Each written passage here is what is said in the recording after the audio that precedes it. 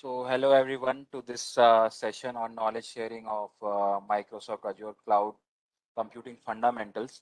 So, this session is completely based on the basic knowledge of cloud computing, like what exactly the cloud computing is and how it works, what are its components, and if you want to have your career further ahead in cloud computing, so what all are paths you can take and you can if you want to go ahead with some certification, then this is also I'm going to tell you like how you can go ahead with the certification and pass this Microsoft Azure 900 fundamental exam. So going forward,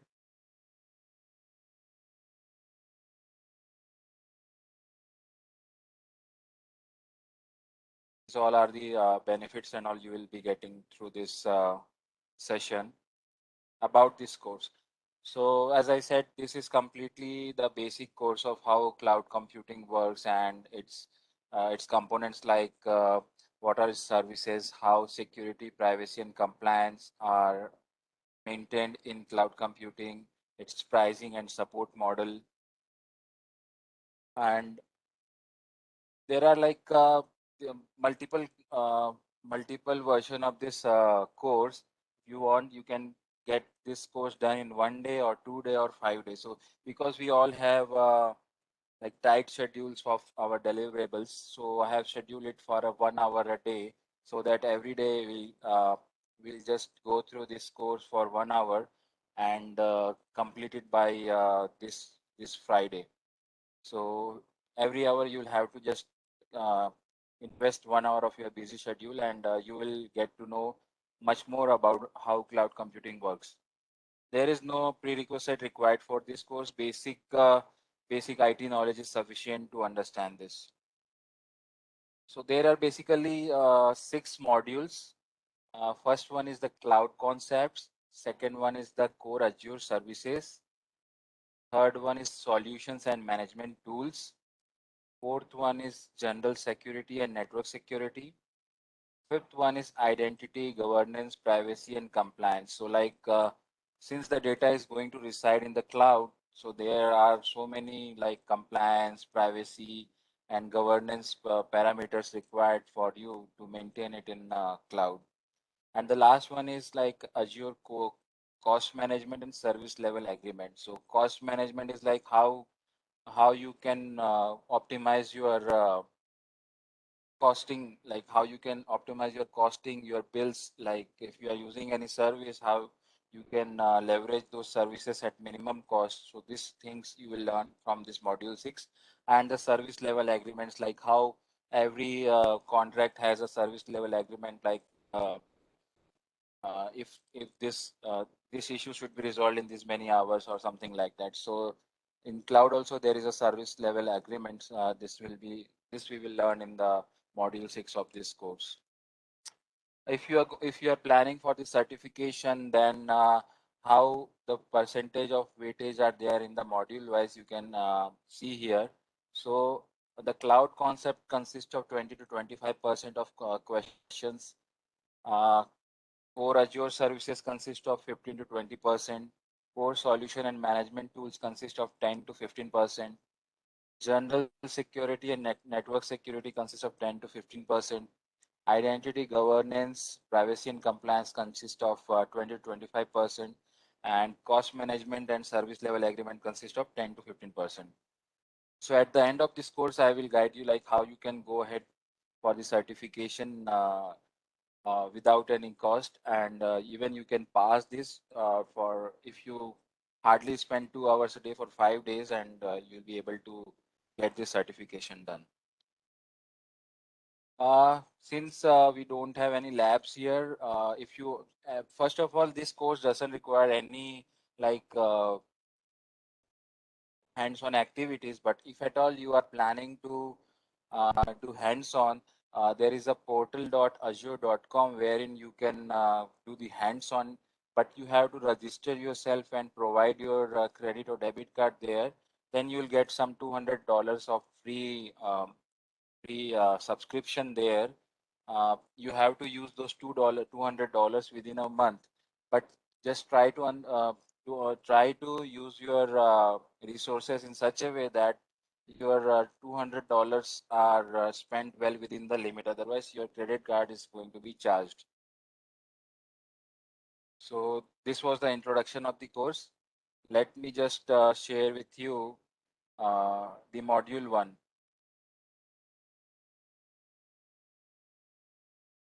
Let me know if you are able to see the module 1. We are able to see the. Okay, Mitra. So let's start with the cloud concepts. This is the module outline, like what we are going to learn in this module 1. So first thing is cloud models. What kind of models are there? Basically, public, private, and hybrid are there, and which one will be best for you? The second one is cloud benefits and considerations, like how you will be getting benefits using the cloud instead of on-premise, like how if your servers are there in local data centers, it is called as on-premise data center. So what will be the benefits of using the cloud model instead of on-premise model? Later, the cloud services, like what all the services are provided by cloud. Starting with the cloud models, these are the objective of cloud models, like water cloud computing, public cloud, private cloud, hybrid cloud, and their comparison. So what is cloud computing? Any one of you, just don't read out this slide. What is your assumption? What it could be? What it could be like? What is cloud computing on your way? Saloni, can you answer?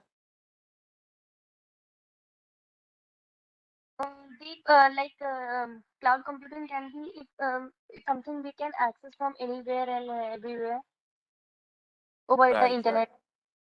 right. You're right. Shilpi, your thoughts?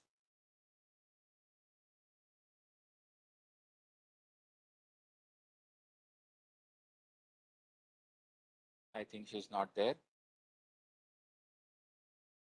No problem. You there, Shilpi? Uh, from my perspective, I think PP is on you for having some internet issues, I think. Sorry, Harish bhai, your voice For was me, breaking.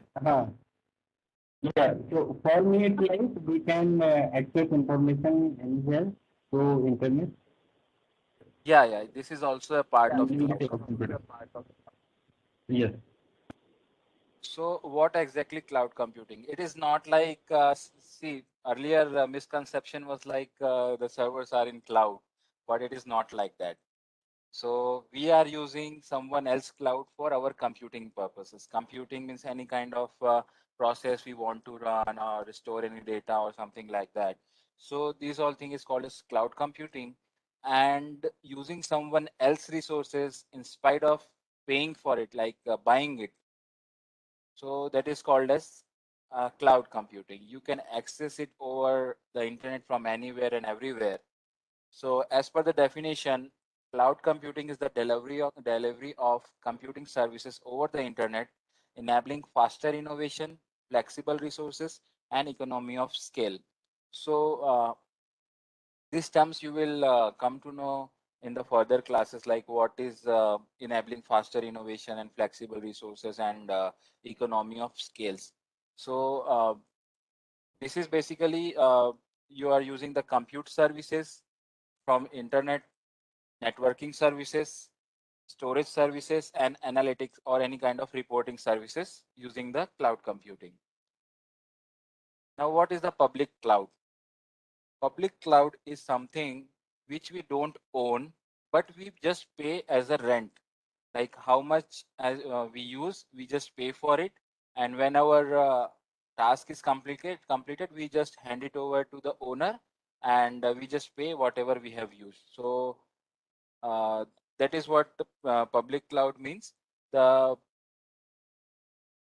Yeah. So and this is completely owned by the third party. the resources are owned by the third party. We just pay for what services we have used. And it is accessed via secure net, typically over the internet. So the connection through this cloud, public cloud, is secured. So we don't have to worry like if our data is secure or not. Second one is private cloud. So what private cloud is? It is owned by the organization itself. Organization creates a cloud environment in their own data center, so that it is completely secured. Means as per the organization, the data is completely reside in their location itself, and they only have like responsibility and access to data as well as the security of the data. So it doesn't provide access to users from outside of the organization. So in case of public, anyone who wants to use the public cloud, they can register to the provider and they can access the public cloud. But in case of private cloud, it is specific to the organization, because they have built up their own cloud environment within their organization. So anyone from public other than their organization cannot access this private cloud. The next one is hybrid cloud. So the combination, as the name suggests, it is the combination of public cloud as well as the private cloud to allow the application to run in the most appropriate location. So sometimes happens is the company, for an example, I will take an example of TCS. So they have their own cloud as well, and they want some of the services to be used from the public cloud. So what they do, they hire some companies like Microsoft or AWS or Google Cloud. So they hire them and tell them, I have some specific requirement related to my organization, so I want to use particular service from your cloud services. And the Active Directory means, say we have our tcs.com in private cloud. So there are some mechanism using which we can we can get authenticated using our TCS IDs with the public cloud. So that functionality is also available. For an example, we are using Outlook Mail. Outlook Mail is a public cloud service. We haven't hosted in our private cloud. It is available in the public environment. So TCS has not owned that product. It has not deployed that product in their environment, but they have used the service of Microsoft, saying that we want your Outlook or Microsoft 365 services, in which we want to use our Outlook, our web, Word, or offices, like all the offices services they want to use. If you see, you can access your mail from your mobile, laptop, and even the desktop. If you go to the TCS environment, like if you go to TCS offices, and from there also, if you want to access, you can easily access. This is because of the federation services. Active Directory Federation Services enables the bidirectional authentication. Okay, so later point of time, we will understand more about this. So you can just imagine the case of TCS, wherein they have their own environment, like we are using Ultimatix, Prime, and all those. Along with that, we are also using this Outlook services, which is in public cloud. Just let me know if I am too fast, and if you are not able to understand, I will repeat it.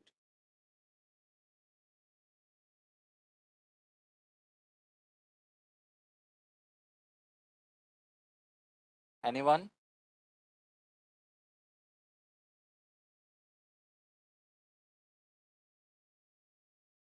So far is good. Deep. Yeah, fine for us. Okay, I'm just going ahead with it. So the next one is cloud model comparison. So what happens in case of public cloud? No capital expenditure to scale up. What is capital expenditure? So capital expenditure is, if you buy something, if you own something, then you have to pay against that. That is your capital expenditure. Say for an example, you are buying a laptop For that, you pay some 50,000 rupees. So that is your capital expenditure. But in case of public cloud, you are not going to purchase any of the virtual machine from the cloud. Instead, you are just using the services of virtual machine from the cloud, just paying them rent for what you are using. It is similar to like in earlier days, we used to get the CDs from the CD parlor, and after watching our movies, we just return them back, just paying the rent of that CD, right? So it is similar to that. So here you don't need to purchase anything, just you need to pay the rent for what you are using. Second thing is application can be quickly provisioned and deprovisioned. So what does it mean is in for example, if you want any software to get installed in your laptop or something, you need to first download it. After downloading it, you have to install it. After installing, you have to configure it. But in case of public cloud, if you want any application, if you want any application to be installed in your virtual machine, just you need to click that service, and that service application is available to your virtual machine. Is that clear?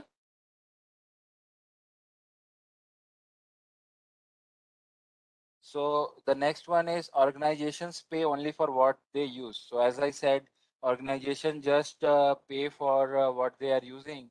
They don't need to pay for the entire architecture. Just they pay for what they are using, which resource they are using. In case of private cloud, hardware must be purchased for startup and maintenance.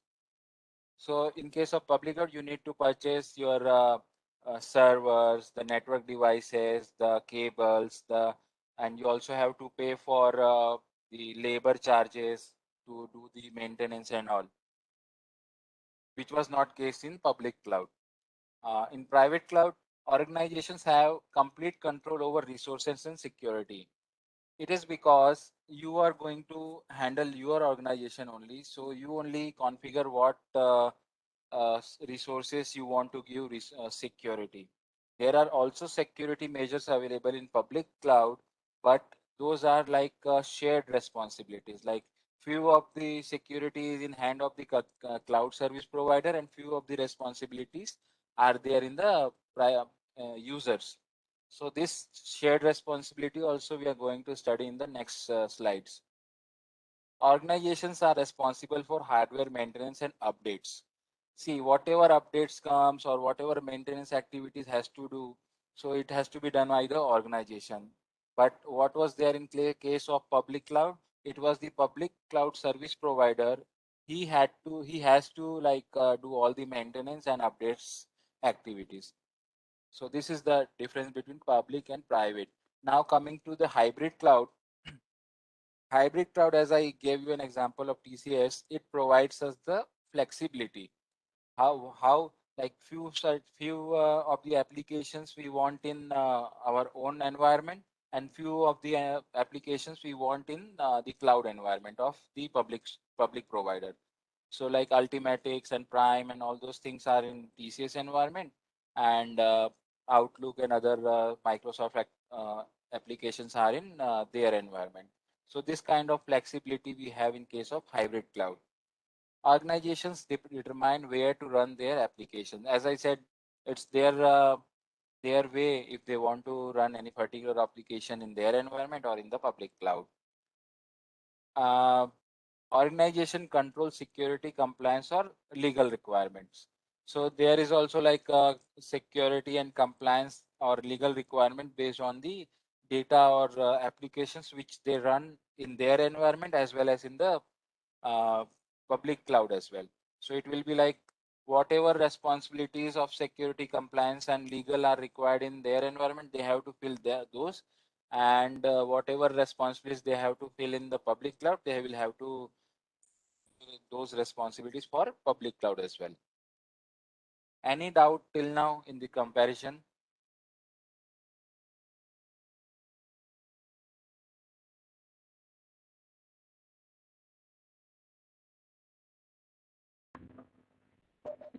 Maybe we are fine.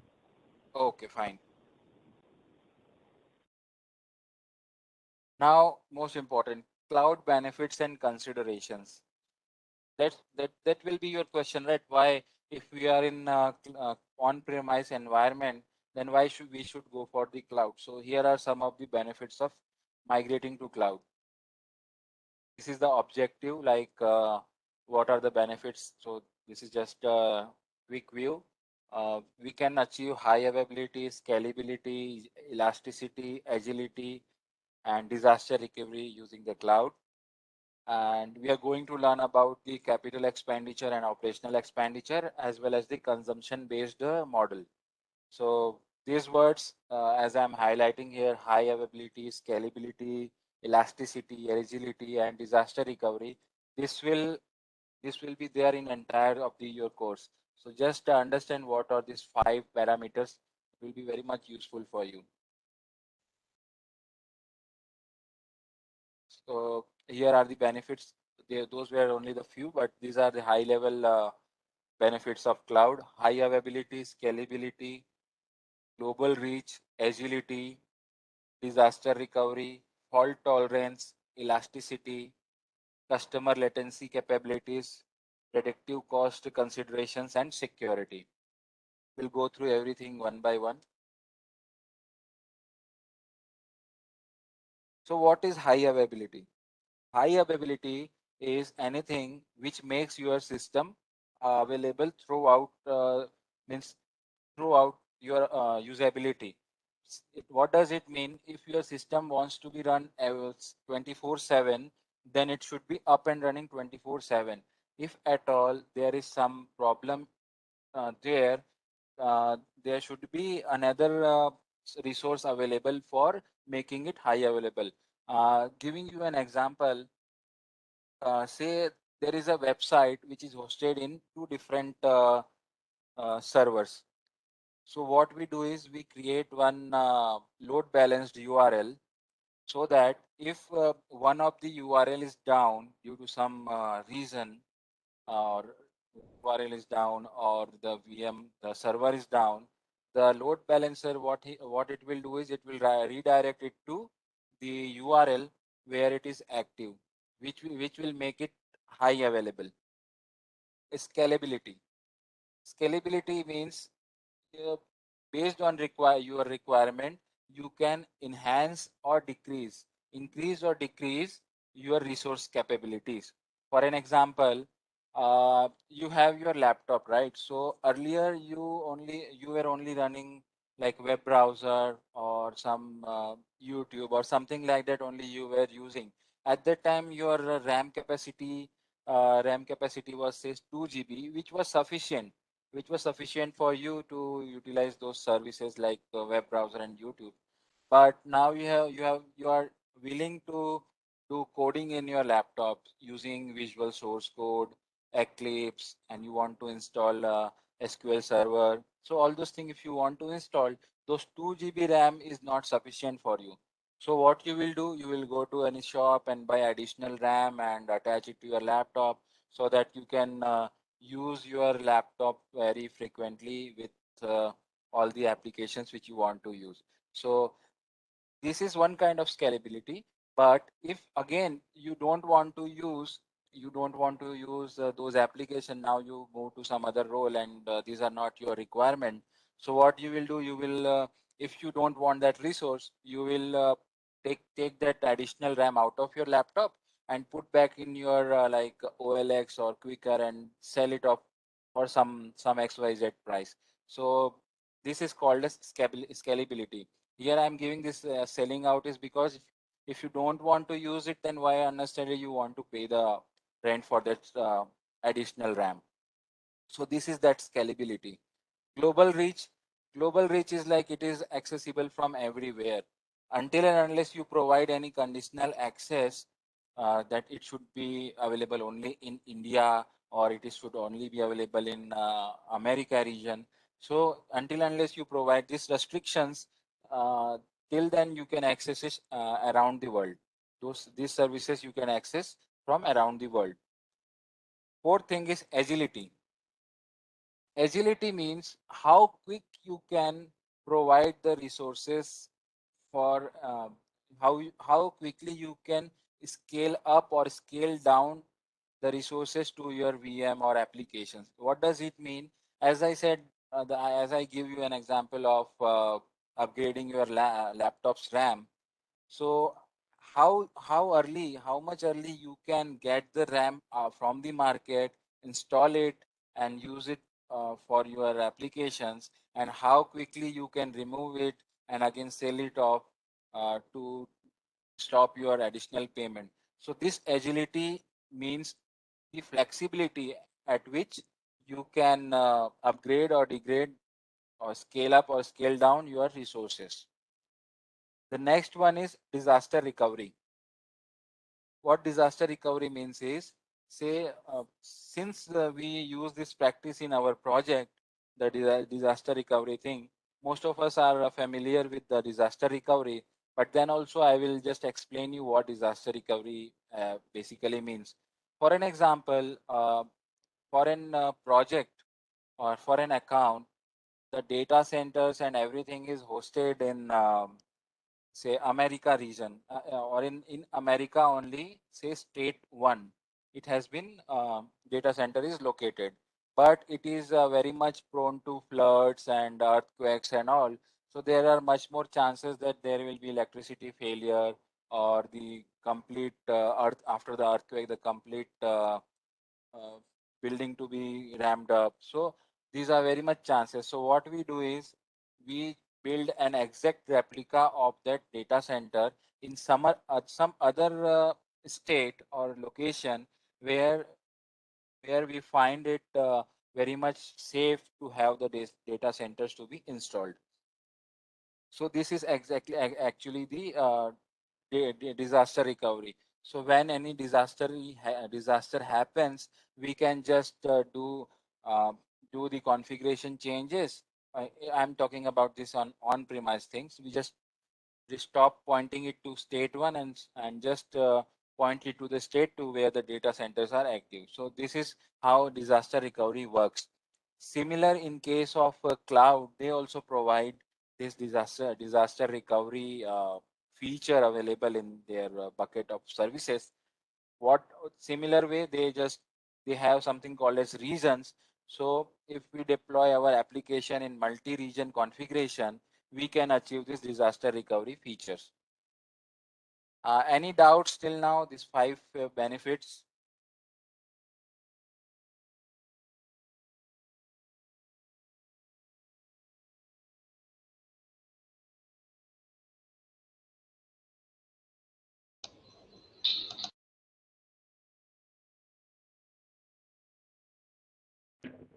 Yeah, deep for me, no doubt, and other can specify the about.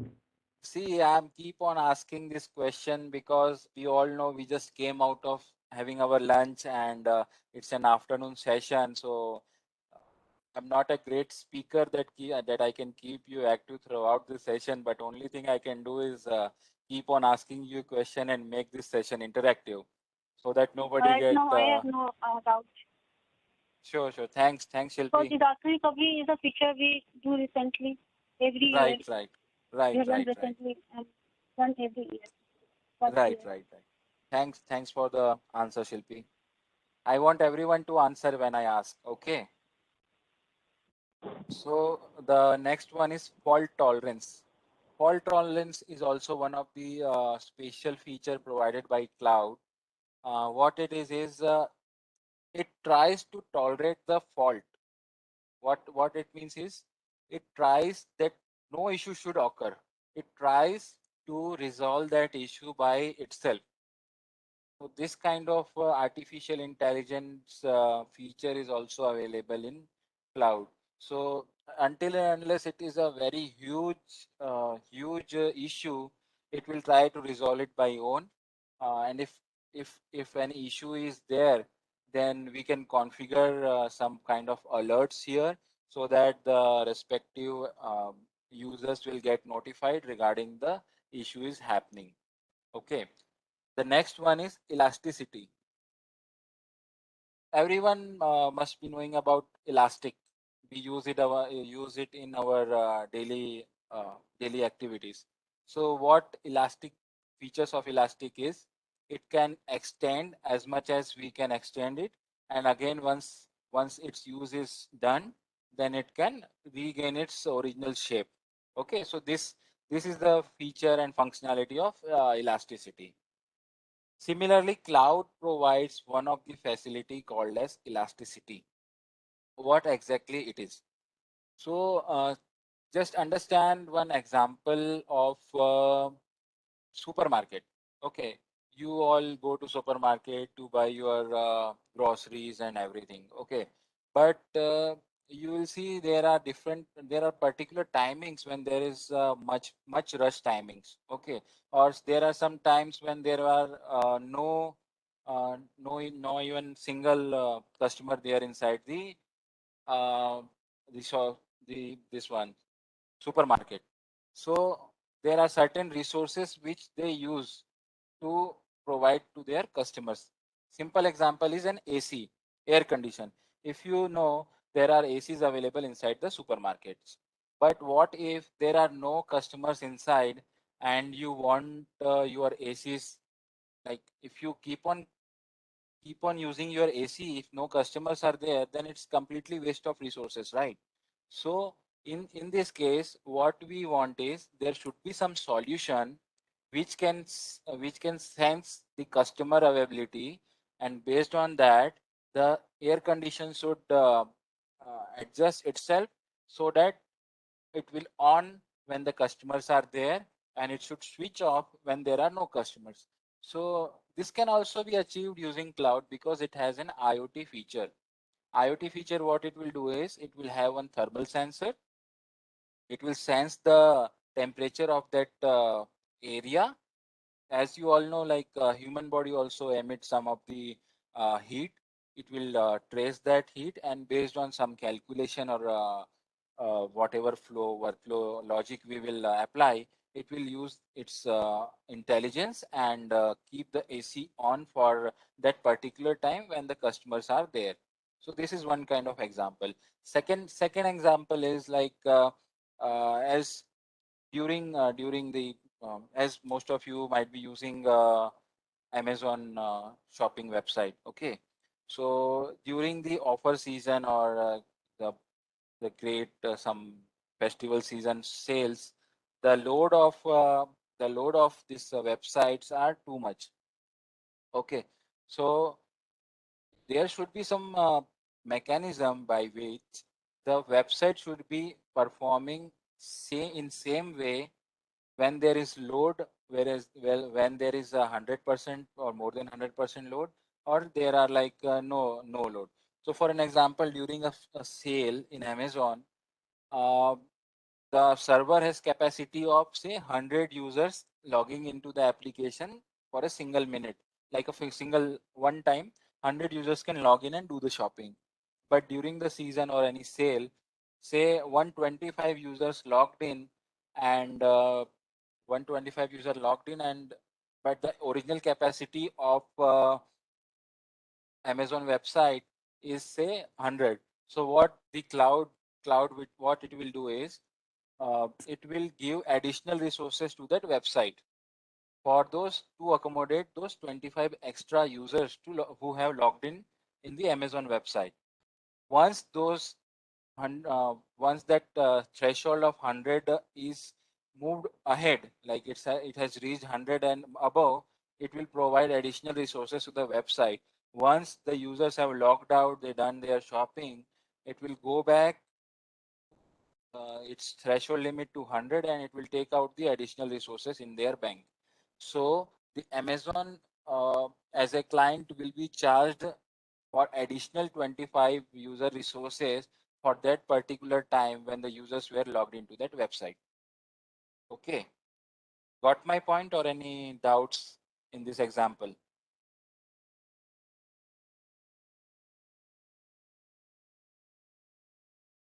Mitrabinda, any doubt? No, this example I understood. Okay, thank you. Moving to the next benefit of cloud, customer latency capability. So what is latency? If you open speedtest.net and test your speed, sometimes you get higher speed, sometimes bit lower and bit lower. You won't get the speeds constant at every time, right? So what latency is, if you want to click google.com and it should come up in your screen as soon as you click enter, it is called as low latency. And when you click to any other of the websites and it takes around, it's the wait, it's loading and it's the web page is coming after say 30 seconds, then it is called as high latency. So there are some features in which customer wants a low latency websites. Low latency, there should be very low latency uh, between the applications. So for low latency also there is a provision. For some bit high latency also there is some provision in cloud. It is like if you want a low latency capability, then you will be charged bit more. If you are okay with bit high latency, then you will be charged bit less. So it is something like that. What exact To summarize it, it is like if you want faster access, you need to pay extra. If you are okay with the average speed, it is fine. There will be no extra charge or something. This is called as less customer latency capabilities. It is like how you take any of your broadband plans based on their speeds, right? For higher speeds you pay higher monthly rentals, and for lower speeds you pay lower monthly rentals. So something like that. The next one is the predictive cost consideration. So it's also kind of an artificial intelligence capability of cloud. What exactly it does is it will provide you a prediction that based on your usage, what are your costs for this entire month. It will give you an forecast like how weather forecast comes, right? So like next month, next 2 days, 3 days, it is going to be rain in your city, something like that. So based on our usage or some, see in cloud, there is something like some applications are there like Azure Functions or Azure Logic App.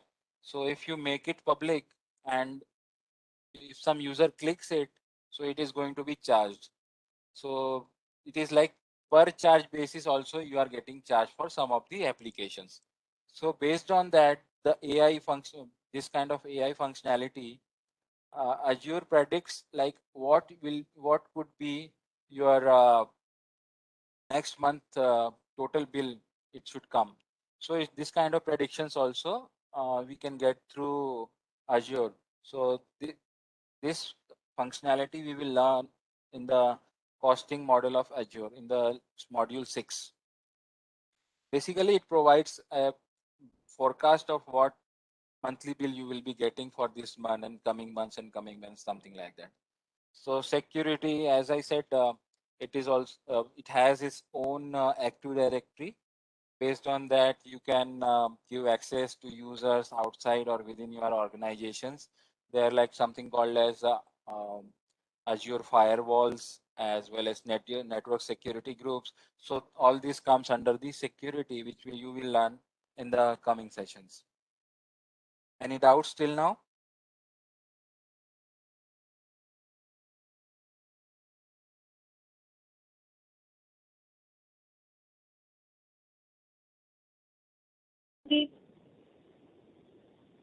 Okay, so I'm just moving ahead with the next slide.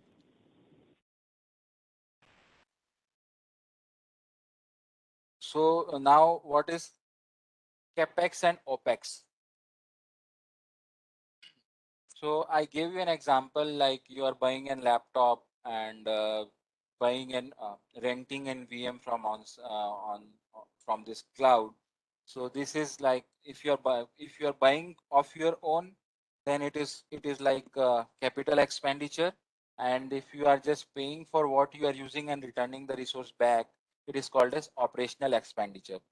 If you go through the definition of capital expenditure, what it says is the upfront spending of money on your physical infrastructure, like the one time payment, or you are paying it, right?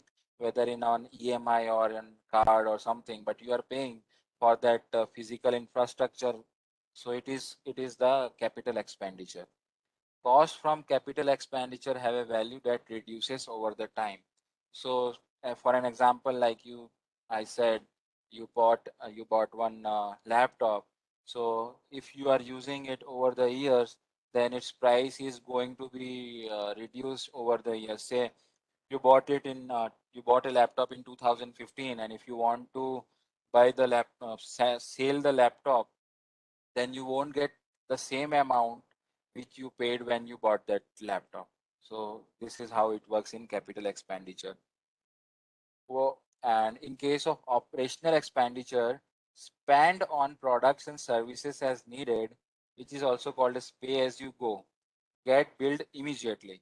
So uh, most of the applications which are provided by clouds are hourly basis, like $0.02 an hour or something like that. So this kind of uh, rates we are getting charged when we the operational expenditure in cloud.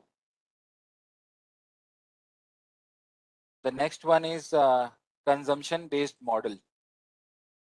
So cloud service providers operate in consumption based model, which means that end users only pay for the resource that they use. Whatever they use is what they pay for. Better cost prediction, prices for individual resources and services are provided. Billing is based on the actual uses. So this is basically what consumption based model is, the pay as you go, or the operational expenditure. Means if in consumption based model you do operational expenditure. Any doubts in this capex, opex, and consumption based model? Yes, yes. Okay, moving ahead. Cloud services. So what are these services? Infrastructure as a service, platform as a service, software as a service, and I'll just explain you the shared responsibility and serverless computing in this. Okay, so what is infrastructure as a service?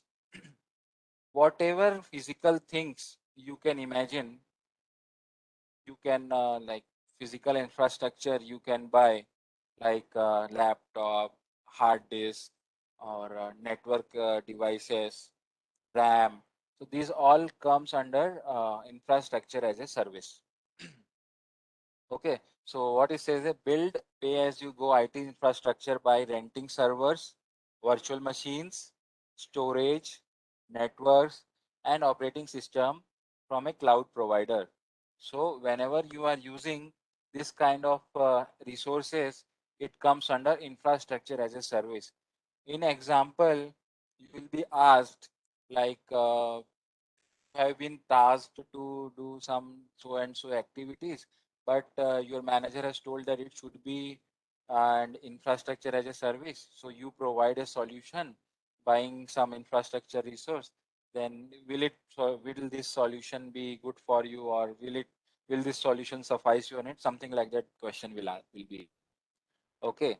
So you just imagine whatever physical devices or the infrastructure can rent, which you can buy for physical infrastructure, is called as infrastructure as a service, like any VMware or servers, storage, hard disk, or something like that, network devices. So all those comes under infrastructure as a service. Platform as a service. So what platform as a service means is uh, you will provide the data to some of the applications, and that application will do the operation on your the code, like some data or code. For an example,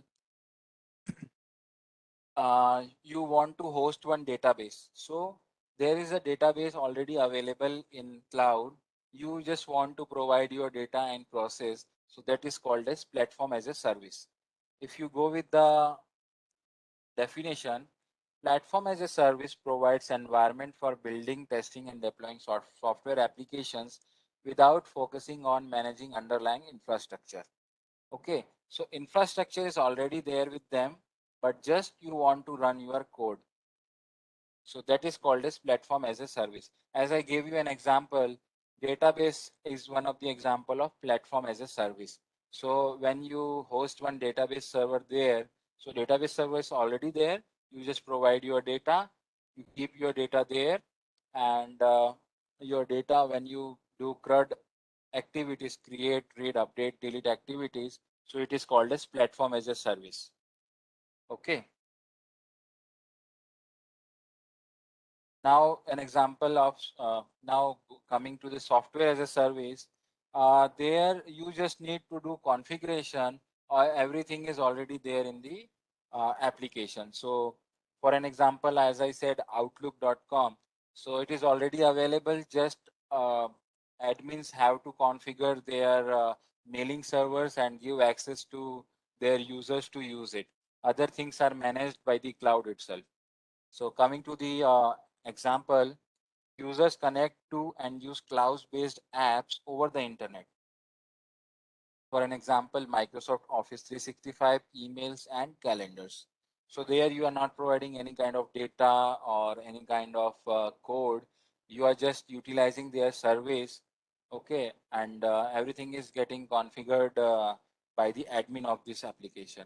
An example, if I can give for our environment is Mastercraft. If you know about Mastercraft, it is an inbuilt product here, and using they are just selling it to other vendors, and they just configure it and use it for their CI/CD or agile activities. Many things are there in that software, but the basic thing is that you just have to configure your environments and you are good to go for using it. This is the comparison. Infrastructure as a code. It is the most flexible cloud service. Flexible in the sense you can choose your operating system, you can choose your RAM, you can choose your hard disk. You know, right? There are two types of hard disks available. One is SSD and one is HDD. If you want to pay more, you can use SSD. If you want to pay less, you can use HDD, something like that. You configure and manage hardware for your application. So complete control is on you, like how much hardware configuration you want to give to your application. Platform as a service. It focuses mainly on application development. Platform management is handled by the cloud providers. That's what. The environment is provided by the cloud provider. You just need to provide your code or data to be processed. SaaS, you just follow pay as you go pricing model. Like for an example of Outlook 365, the organization purchases licenses, and based on the usage they provide to the users, like which kind of license should be provided to which users. So something like that. Users pay for the software they use on a subscription model. As I said, the example of Outlook, say some have E1 license, some have E3 license, some have F1 license. So based on the licensing, they use the software. This is the shared responsibility. Like what is your role as a cloud customer and what is the role of cloud service provider. So in the leftmost side, if you can see, the organization has the responsibility to do everything in the on-premise or private cloud. So if you have your private cloud, the cloud provider won't come into the picture. Only you have to manage, you have to maintain everything you have to do, starting from the data access application, runtime, operating system, virtual machine, everything. So in case of infrastructure as a service, computing, networking, and storage. Just think about a virtual machine in example of infrastructure. So in infrastructure, the cloud provider just manages compute, networking, and storage. We configure it, but the actual resources has to be provided by the cloud provider. And what the actual user manages? data access, application, runtime, operating system, virtual machine. So which virtual machine user wants to use, which operating system, which runtime. So everything the end user manages. In case of platform as a service, the runtime, environment, virtual machine also managed by the cloud provider. The user only manages the application as well as data and its access. And in case of software as a service, only data and access. So like example of Outlook, the access and its data like mails and everything has to be managed by the cloud user, and every other things is to be managed by the cloud provider. Any doubts till now?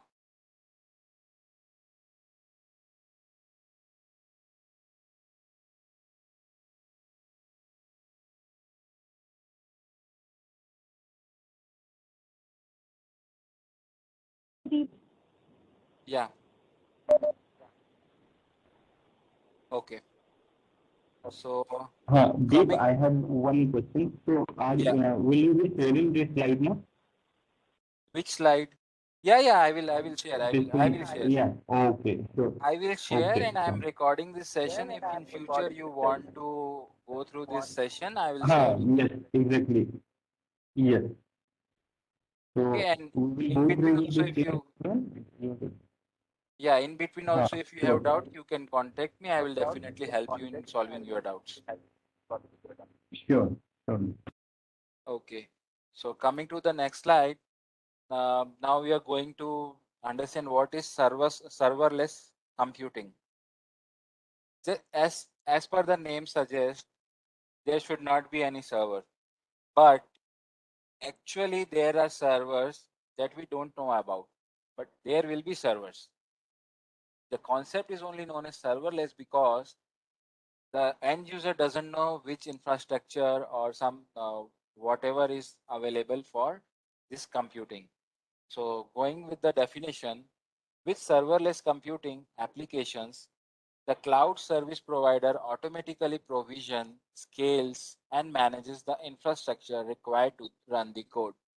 So this um, the provision of infrastructure, scaling, the scaling of infrastructure, and managing the infrastructure is managed by the service provider. For an example, everybody knows about WordPress, right? So if you want to host your WordPress website, you can directly use this feature in your cloud. Okay, and it will be hosted with some of the URL. Once this application is hosted, you can directly go and configure it with your settings. Okay, so I will show you like how you can create one WordPress application using this serverless computing. So in serverless computing, there are two things. One is Azure function, another one is Azure Logic Apps. So Azure function is nothing but just running a code of your service and not the underlying platform or infrastructure. It creates infrastructure based on an event. So whatever is your requirement, based on that, it will create infrastructure in the backend. For an example, there is a huge computing requirement, then based on that, there will be the infrastructure provision for that application to be running. Okay. Uh, for an example, a simple of Azure function is, say I have created one website wherein when you click that website and provide your name, the display name should come with your name. Okay, so this kind of service, simple examples also can be created using Azure functions. Azure Logic Apps. It is a cloud service that helps you to automate and orchestrate tasks, business process, and workflows when you need to integrate apps, data, system, and services. So till now, what we have learned is infrastructure as a code, platform as a infrastructure as a service, platform as a service, and software as a service. So this logic app, what it does is it is a binding unit of all these services, so that you can automate your work, you can incorporate your business processes and workflow when you need to integrate them. For an example, there is a website which you have created has to do something. If for certain event your data has to be updated in your database. See, one is the backend database activity which you do with your application is different, and this is just an example which I am sharing with you. Is with the website, if something happens with the website, uh, the data should be added to your database. So this kind of automation you can do using this logic apps. So this is kind of automation as well as business process workflow also incorporated with this service. So we are at the end of our session today. This is the highlight or recap of what we have learned till now. So basically we have learned public, private, hybrid cloud models, the benefits of cloud, high availability, elasticity, disaster recovery, everything, infrastructure and the infrastructure as a service, platform as a service, software as a service, serverless, and or a combination, and the shared responsibility. So in today's module, we have covered these many topics.